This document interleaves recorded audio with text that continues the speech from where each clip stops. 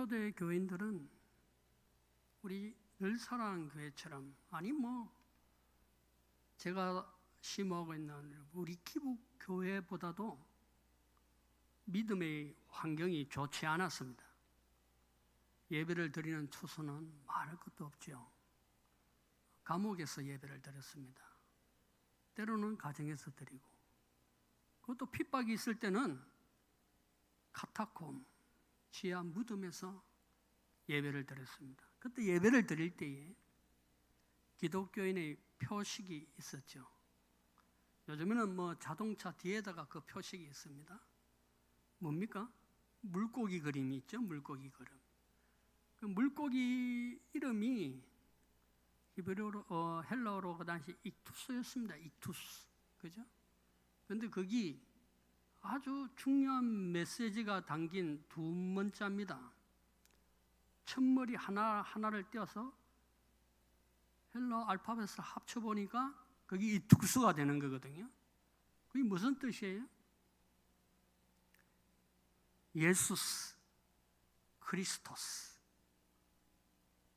네우 히오스 소테르, 이 뜻입니다.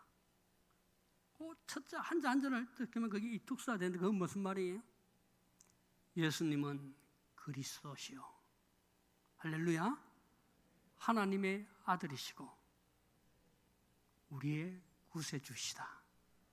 초대교회 성도님들이 아름다운 신앙의 고백이 거기에 딱 담겨져 있는 거예요.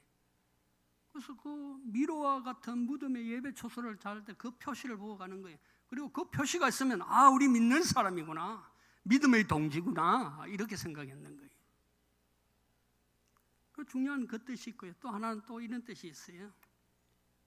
여러분들 물고기가 잘 때 눈을 뜨고 잡니까? 감고 잠깁니까? 눈 감고 자는 물고기 봤어요? 그거는 죽은 물고기. 살아 있으면 눈을 다 뜹니다. 예배 드릴 때에, 찬양 드릴 때에, 기도할 때에, 신앙생활 할 때에 믿음의 성도들, 하나님의 자녀들, 성도들은 늘 깨어 있으라, 이 말입니다. 할렐루야. 오늘 이 시간에도 우리 새가족위원뿐만 아니라 우리 모든 믿음의 성도님들 깨어서 하나님 말씀을 통해서 저와 여러분들이 신앙의 아름다운 결단이 있기를 주님의 이름으로 축복합니다. 여러분들, 교회가 부흥하려면 어느 부서가 부흥해야 됩니까? 교회가 성장하려면 어느 부서가 성장해야 돼요? 교회 학교도 성장해야 됩니다.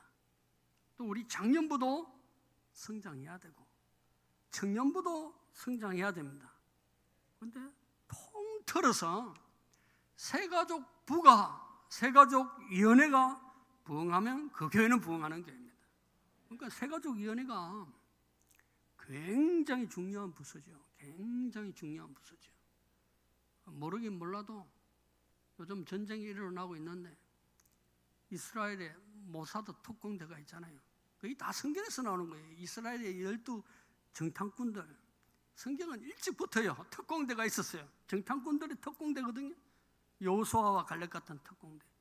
교회의 진짜 특공대들, 믿음이 신실한 사람들은 이 새가족위원회에 딱 포진되어 있어야 되는 거예요.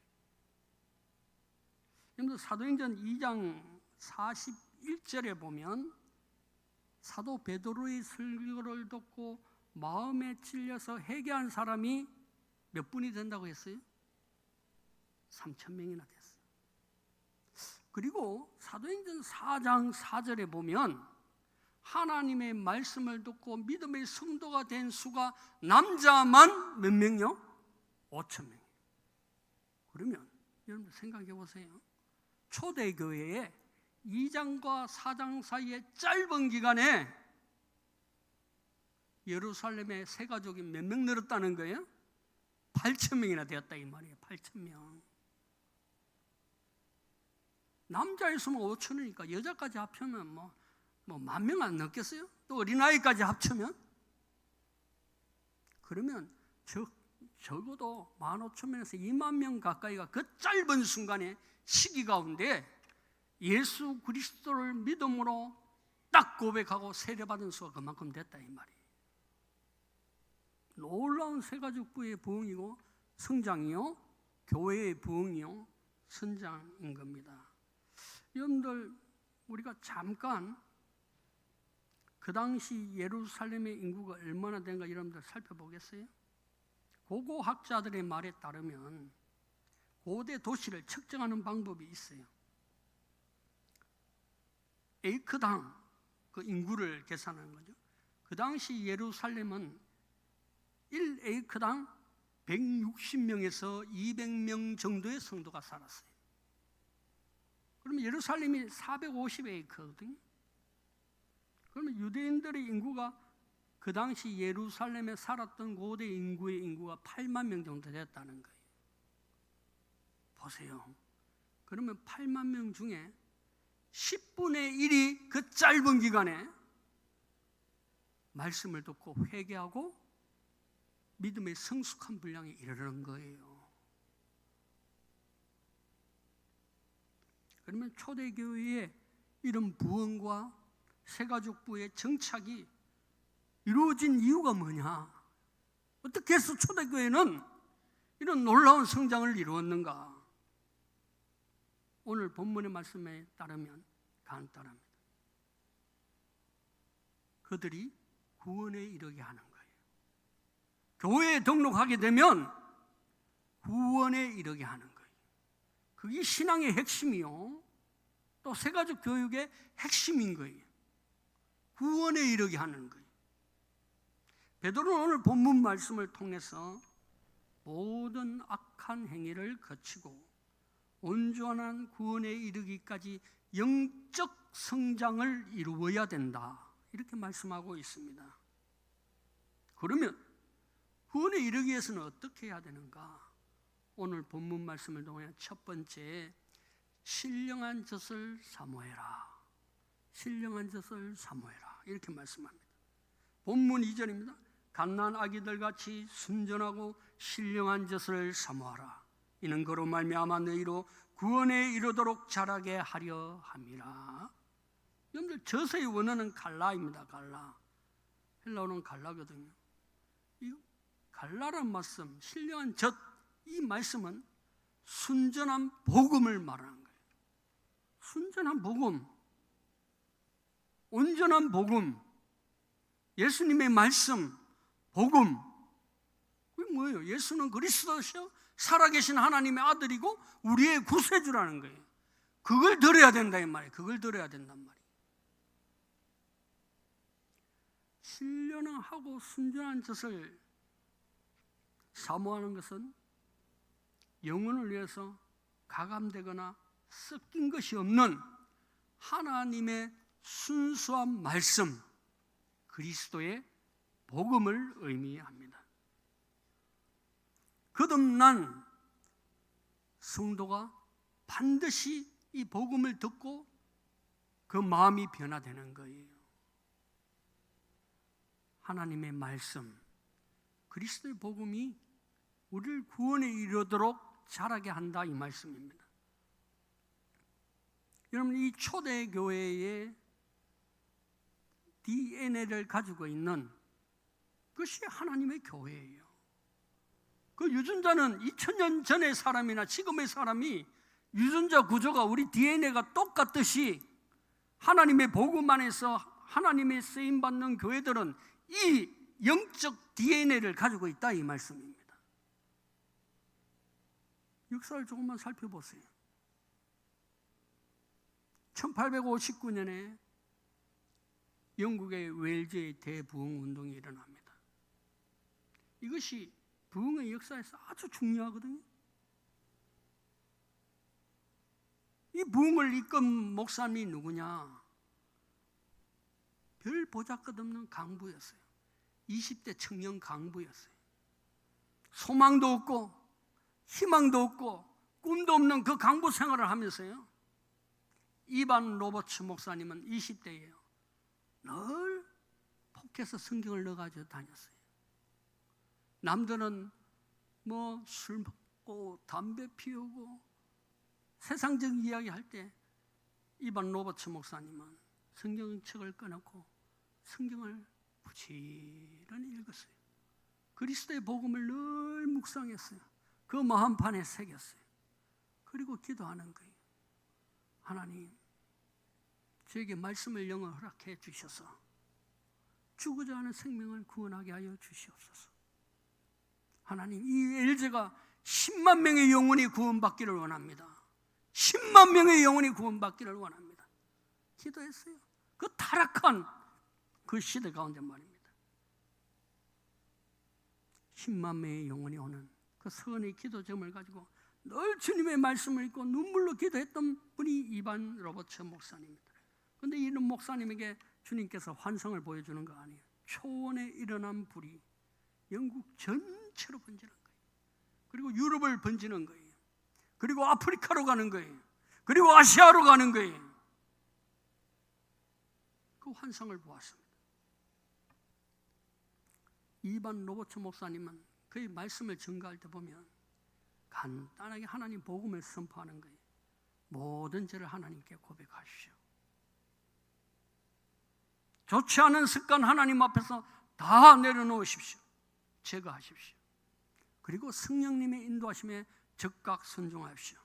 그리고 그 복음, 그리스도를 증거하는 복음을 세상 가운데 전하십시오. 이 말씀의 핵심 요지입니다. 그의 설교는 한 달 동안 계속 지속되었어요. 30일 만에 3만 7천 명이 구원받았어요. 6개월 만에 그가 기도했던 10만 명이 일어나는, 그게 웰즈의 부흥운동이에요.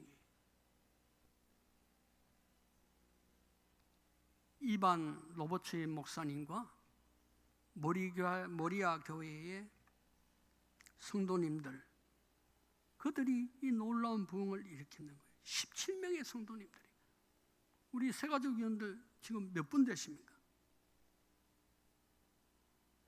하나님은 수를 보지 않습니다. 하나님은 재정을 보지 않습니다. 하나님은 우리의 세상의 지식을 보지 않고 우리의 백그라운드를 보지 않습니다. 성령의 임재 가운데 있는 하나님의 말씀을 가지고 담대히 선포하는 그들에게 하나님의 영이 함께하는 거예요. 말씀을 잘 붙들고 한 영혼을 위해서 우리가 눈물로 기도할 때, 그때 그리스도인들이 어떻게 해요? 믿음의 사람들이 구원에 이르도록 자라나는 줄 믿습니다. 두 번째는 우리 성도들 구원에 이르기 위해서는 어떻게 해야 되냐? 신령한 제사를 드려야 됩니다. 본문 5절입니다. 너희도 산돌같이 신령한 집으로 세워지고 예수 그리스도로 말미암아 하나님이 기쁘시게 받으실 신령한 제사를 드릴 거룩한 제사장이 될지니라. 여기 신령한 프뉴마티스입니다.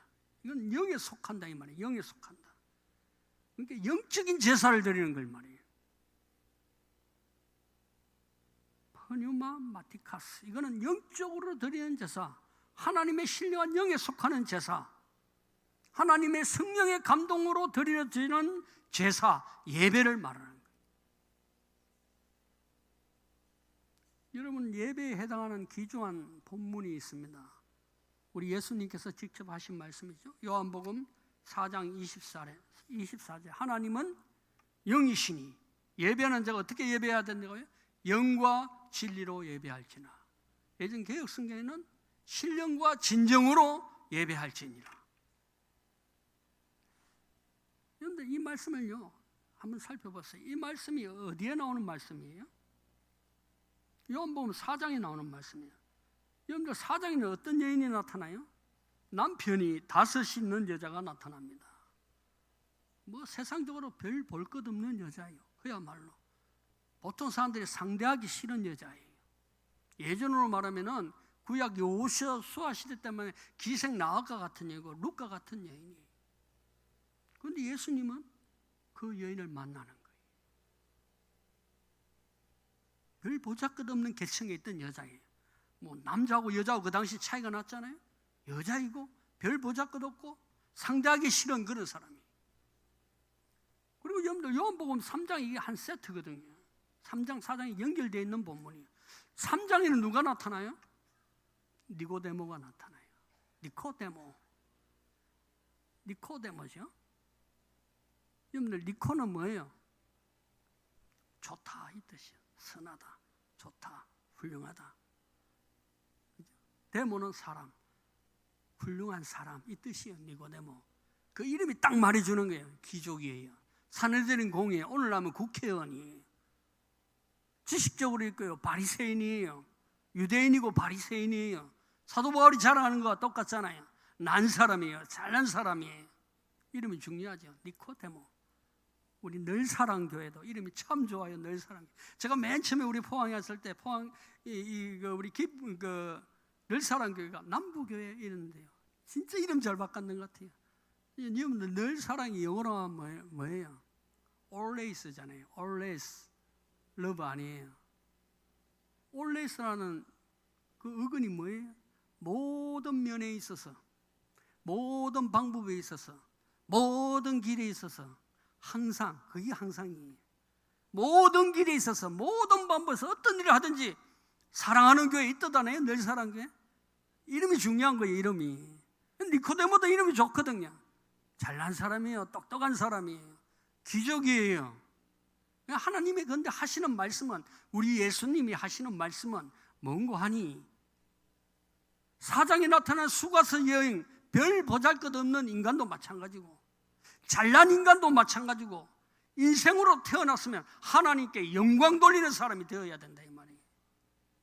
누구나 영과 진리로 향기나는 산제사를 드려야 된다 이 말이에요. 그러니까 우리가 구원에 이르도록 하려면은 이 예배는 교회에서 굉장히 중요한 요소예요.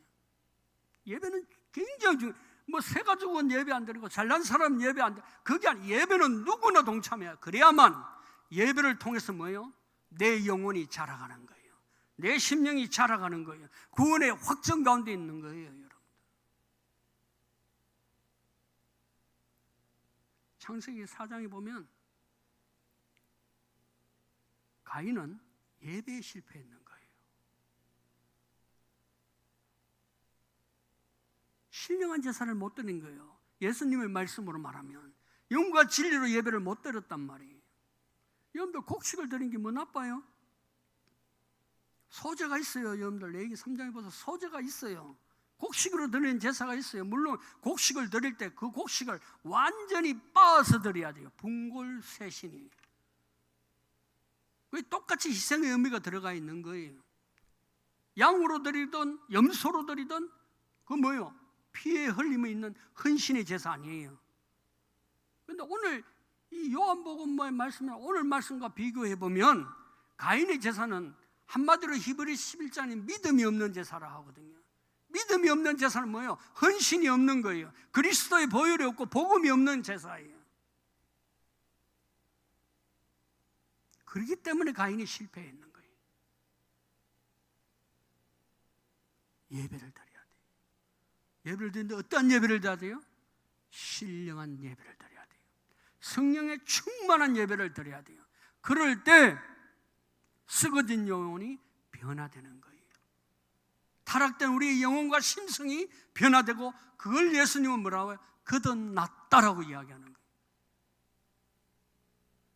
날마다 하나님께 나아가서 신령한 예배를 드릴 수 있는 우리 새가족 이원들, 또 우리 새가족들 되시고 우리 모든 성도님들 되어서 하나님의 구원의 장성한 분량에 이를 수 있는 우리 성도님들 한 분 한 분들 되기를 다시 한번 축복합니다. 마지막으로는 하나님의 백성으로 살아갈 때에 구원에 이르는 거예요. 본문 10절 말씀입니다. 너희가 전에는 백성이 아니더니 이제는 하나님의 백성이요, 전에는 긍휼을 얻지 못하였더니 이제는 긍휼을 얻은 자니라. 이 백성을 뜻하는 라오스 앞에 네우가 붙어요. 네우. 소유격이죠. 하나님의 백성이. 할렐루야. 세상의 백성이 아니고 내가 누구누구의 자녀가 아니고 우리는 하나님의 아들, 딸이다 이 말이에요. 그 하나님의 아들, 딸로 살아가는 것이 구원에 이르는 거예요. 하나님 나라의 정체성, 주님의 교회의 정체성은 뭐예요? 하나님의 백성된 우리가 복음을 들고 그 복음에 감격해서 하나님 앞에 삼일체 하나님께 예배드리는 거 아니겠어요? 사람은 소유물이 누군지, 소유주가 누구인가에 따라서 그 사람의 정체성이 하늘과 땅이 되는 거예요. 내가 누구의 아들로 태어나는가? 누구의 소유인가? 그게 중요한 거 아니겠어요? 우리의 소유주는 누구예요? 하나님이에요. 하나님은 누구예요? 우주 만물을 창조하신 하나님이에요. 할렐루야. 그 하나님이 인간이 되셔서 십자가에 우리를 위해서 죽으신 하나님이에요. 그게 성자 예수 그리스도예요. 지금도 우리 곁에 계셔서 늘 우리를 위로하시는 성령 하나님이세요. 하나님이 우리의 주인 되셨어요. 우리는 그의 백성 되었어요. 이보다 더 큰 은혜가 어디 있겠어요? 여러분들 생각해 보세요. 다시 역사의 페이지로 돌아가려고 합니다. 1859년에 웰즈의 부흥이 있었다고 했죠. 그 웰즈의 부흥이 온 유럽을 넘었어요. 영국만 갇혀 있는 게 아니라 복음은 확장되는 거예요. 역동성이 있는 거예요. 온 영국을 넘어서고요, 유럽을 넘어서고요, 심지어 노르웨이까지, 북유럽까지 전파되고요, 그리고 아프리카까지 전파되고요, 그리고 아시아까지 전파되는데 극동아시아인 이 조선 땅에까지 이 복음이 일어난 거예요. 그래서 1907년에 장대현 교회에 놀라운 성령 부흥의 운동이 그 연상성산에 있는 거예요. 여러분들 1907년 우리나라 민족의 상황이 어땠습니까? 한 치 앞도 내다볼 수 없는 상황이었어요. 정치인들은 탕가놀이였어요.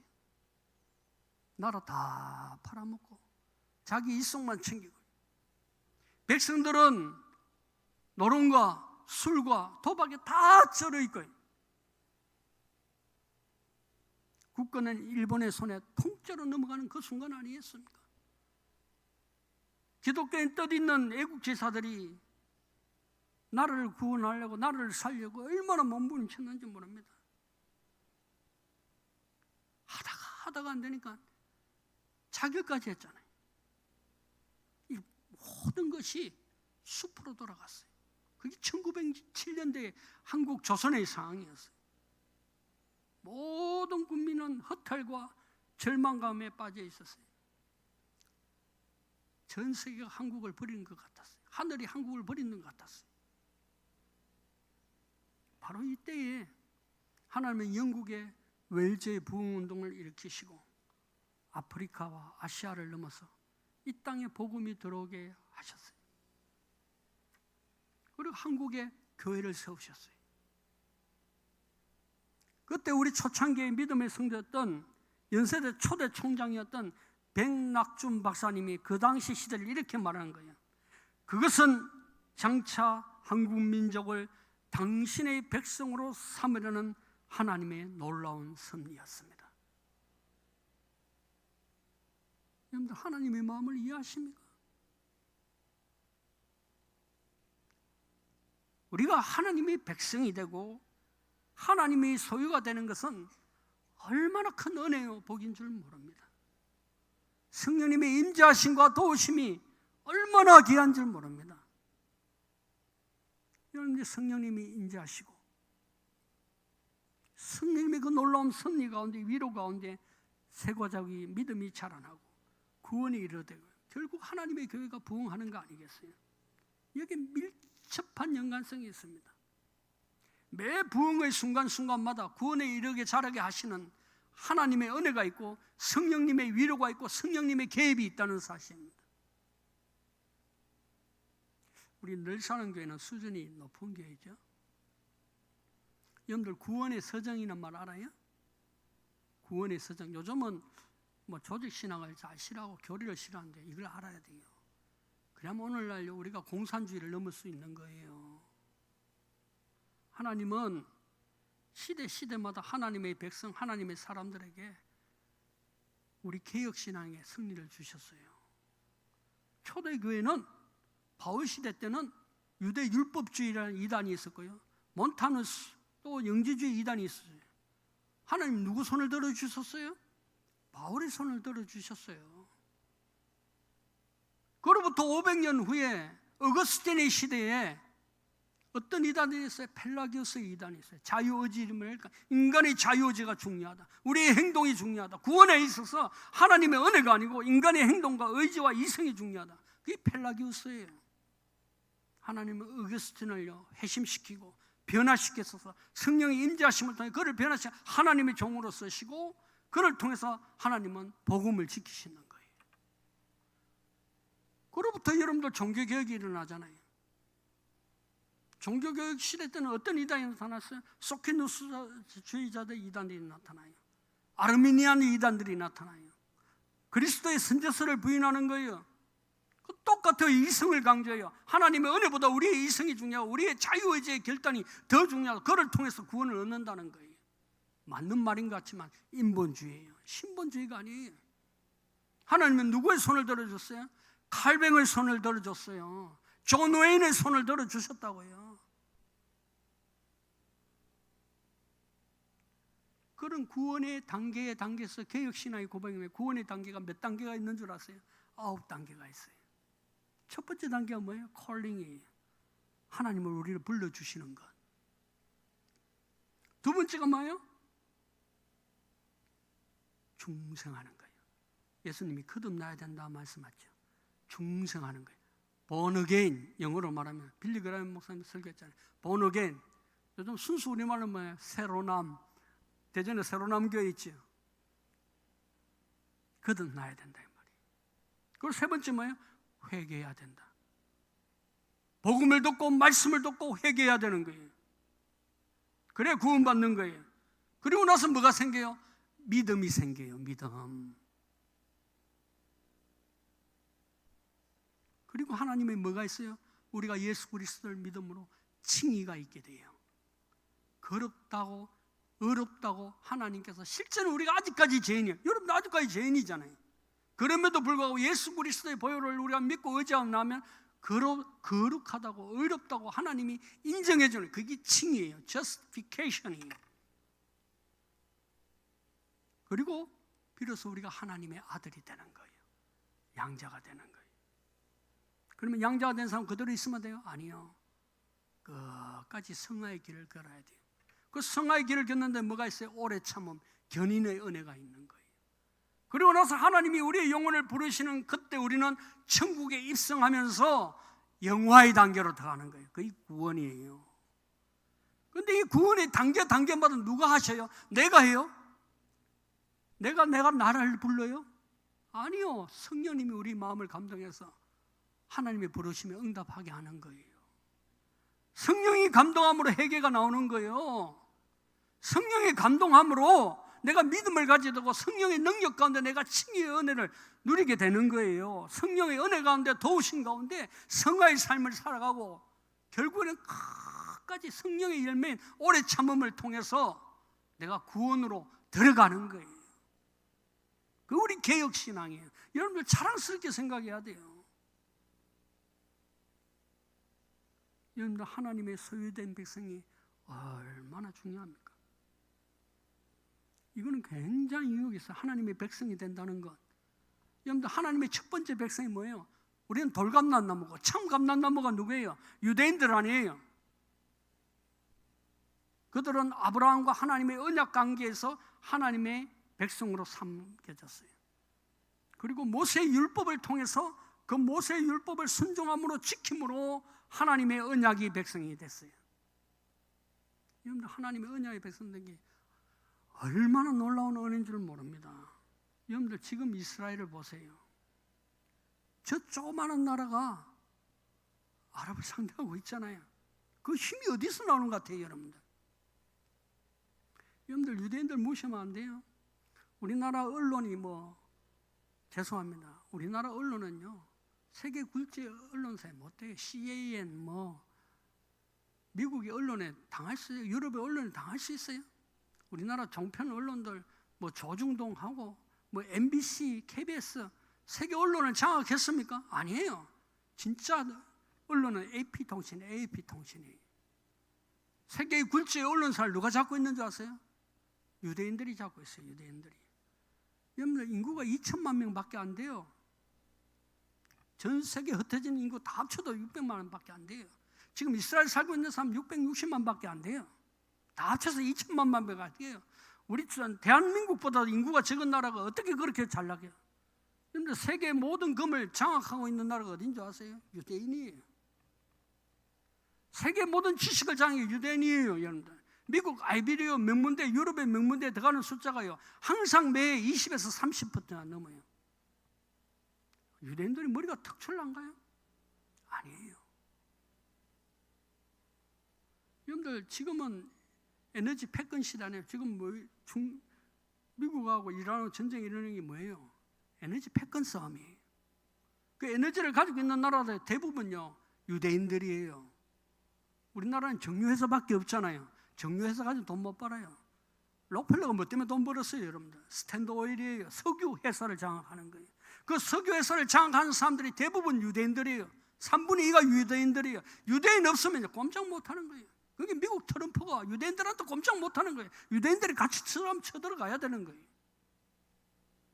이런데 별 보잘것없는 유대인 민족이 아브라함의 계약을 통해서, 언약을 통해서, 모세의 언약을 통해서 하나님의 백성이 되니까 이 땅의 기업을 누리는데 놀라운 기업들을 누리는 거예요.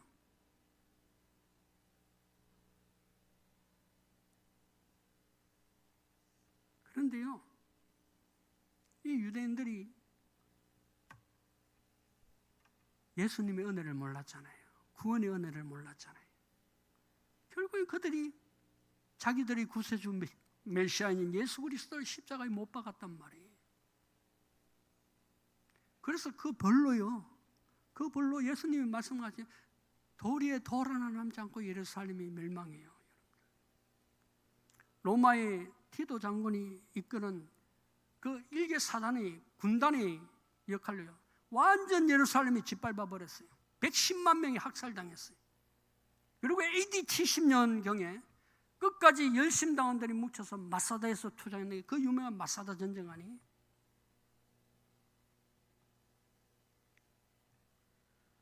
그런데 중과부족이죠.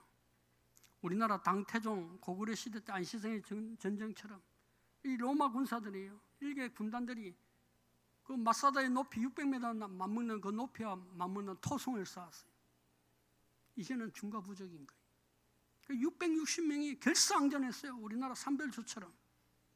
그런데 엘라살 장군이 이제는 우리가 이 민족이 멸망하는 걸 직감해요. 그리고 660명의 대원들에게 뽑아서요 12명을 뽑잖아요. 그러면서 그 연설을 해요. 마지막 연설. 우리는 하나님의 백성이다. 하나님의 선민이다. 그런데 우리가 어떻게 개만도 못한 이방인들의 손에 우리가 죽을 수 있겠는가? 지금은 우리가 힘이 약해서 이래 죽지만 우리는 결국 개만도 못한 할례받지 못한 사람이 죽는 것이 아니라 우리 스스로 목숨을 끊었다고 역사에 남겨주자. 그리고 다시는 우리가 하나님 말씀을 버림으로 이와 같은 하나님의 심판을 받지 않는 다시 하나님의 백성으로 살아갈 수 있는 것을 후대에 남기자면서요 12명을 뽑고 그 12명이 자기 가족들 다 죽이는 거예요. 그리고 12명 중에 또 제배를 뽑아서 한 명이 그 12명을 죽여요. 그리고 그 마지막 한 사람이 자결하게 남겼던 거예요. 그래서 엘리에셀 장군이 그러잖아요. 우리는 굶어서 죽는 게 아니다. 곡식 처장고 그대로 놔두고 무기도 그대로 놔두라. 우리는 하나님의 백성으로 죽는 거다. 그래 죽는 거예요. 여러분들 이게 현대에 와서 이스라엘 백성이 이 마사다에서 그 역사 교육을 하는 거예요. 우리는 하나님의 선민이고 하나님의 백성이고 하나님이 하신 말씀을 지켜야 될 하나님의 백성인데 우리가 다시 하나님의 말씀을 불순종할 때 이와 같은 역사가 되풀이된다. 육군 사관학교 소위 인간시가에서 지금도 마사다에서 해요. 여러분들 구약의 말씀을 우리가 순종해도 하나님께서 이와 같은 복을 허락해 주셔요. 하나님의 백성이 되니까 여러분 그 이후로 AD 70년에 이스라엘이 망했는데 언제까지 나라 없이 살아요?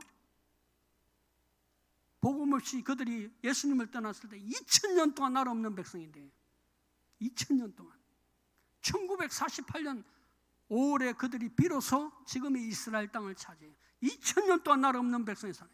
여러분들 우리나라는 36년 일본의 침략 밑에서 나라를 빼앗겼을 때요, 우리나라 정신이 다 빠졌어요. 언어를 다 잊어버렸어요.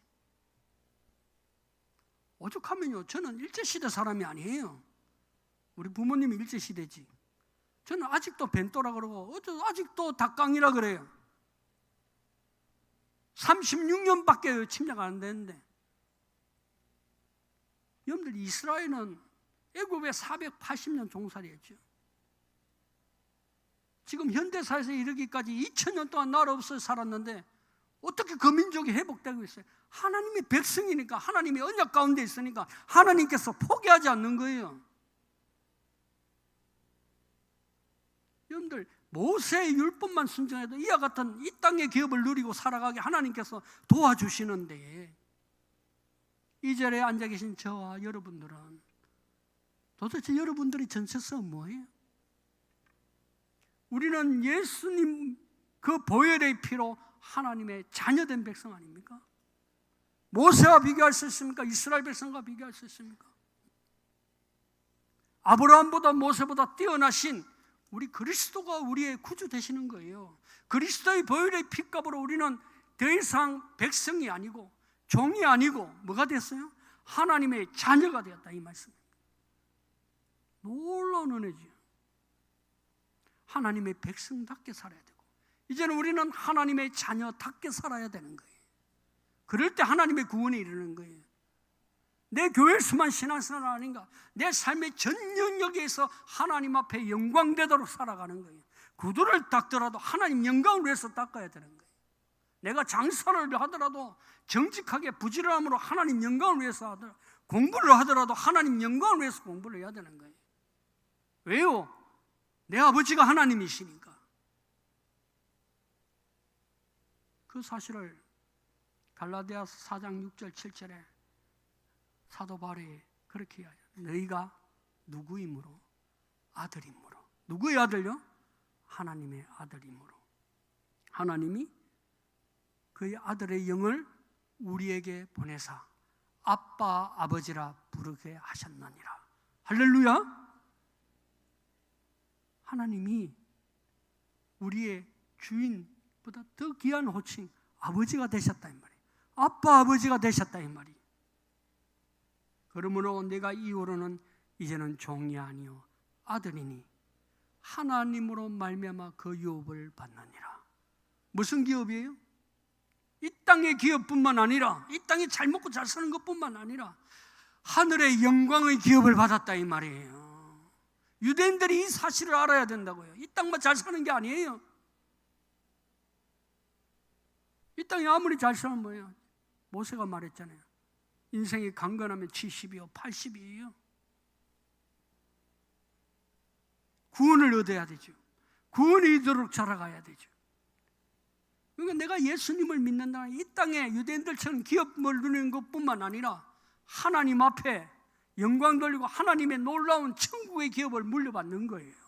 영생의 기업을 물려받는 거예요. 제가 한 가지 말씀만 드리고, 예수님 믿는 거, 구원받는 게 얼마나 보인가 한번 예화드리고 말씀을 마치고자 합니다. 우리 노회장님 되시는 최덕선 목사님만큼 설교를 잘하는 분이 계시죠. 한국의 한경직 목사님입니다. 한경직 목사님. 그죠? 한경직 목사님 다 아시죠? 모르는 분 계세요? 참 존경스러운 한국 개신교의 어른이십니다. 이 한경직 목사님이 영락교회를 건축할 당시의 이야기예요. 교인들 숫자가 그 당시 개척을 했으니까 150명밖에 안 됐어요. 우리 기북교회 숫자예요. 우리 기북교회 숫자. 늘 사는 교회보다는 훨씬 작았죠. 근데 교회 건축을 앞두고 기공 예배를 드리게 됐어요. 목사님이 기도하는 가운데 하나님 앞에 응답 받은 거 있고, 아, 이렇게 해야 되겠다 싶어서 성도님들에게 교회 강고 시간에 강고를 하는 거예요. 우리가 하나님의 성전을 짓기 위해서는 물질을 바쳐야 됩니다. 우리 10일 동안 먹을 양식만 남기고 하나님의 성전 건축을 해서 다 바치시기를 바랍니다. 저부터 그렇게 하겠습니다. 선포를 했어요. 그러나 강제는 하지 않겠습니다. 그리고 그렇게 예물을 바친 사람만 기공예배에 참석하시기 바랍니다. 자신 없으면 기공예배 참석 안 하고 헌금 안 하셔도 됩니다. 그러나 내가 기공예배 참석하고 하나님의 은혜가 있는 사람은 10일 동안 먹을 양식만 나고 다 헌금하시기 바랍니다. 150명 교인들 중에 몇 분 나왔을 것 같아요? 53분이 나왔어요. 50예배이 셈이 나서 하나님 앞에 기쁜 마음으로 헌신한 마음으로 예배를 드렸어요. 그래서 영락교회가 지어질 수 있었는 거예요. 그게 큰 받침이 되었는 거예요. 그래서 이제 한경직 목사님이 그렇게 목회를 은혜 가운데 하다가 우리가 잘 아는 것처럼 한국 개신교회 참 어떤 데는 교회를 이렇게 영적으로 모든 면에서 이루어냈잖아요. 30년이 지났단 말이에요. 30년 돼서 창립 기념주의를 하는데 자기가 개척교회 30년 전에 했던 그 말이 생각나는 거예요. 그리고 그때 그 교회를 눈물로 그렇게 헌금하고 가꾸었던 믿음의 동료들이 생각나는 거예요. 이제 다 그 어른들이 천국에 가셨는데 혹시나 그때 재물 바쳐가지고 물질 바쳐가지고 혹시나 굶어 죽는 혹시 자녀들 없나? 물질을 다 바쳤으니까요. 그래서 혹시나 사람 구실 못하고 그 가정이 피폐해서 또 학교 못 다니고 제대로 사람 구실 못하는 자녀들이 없나? 혹시나 있으면 이제 교회 이름으로 해서 교회가 이만큼 성장했으니까 그 자녀들 장학금이라도 주고 또 못 사는 사람들은 구제도 하고 그 자손들 하나님 이름을 헌신했으니까 책임지려고요. 목사님이 조사를 했는 거예요.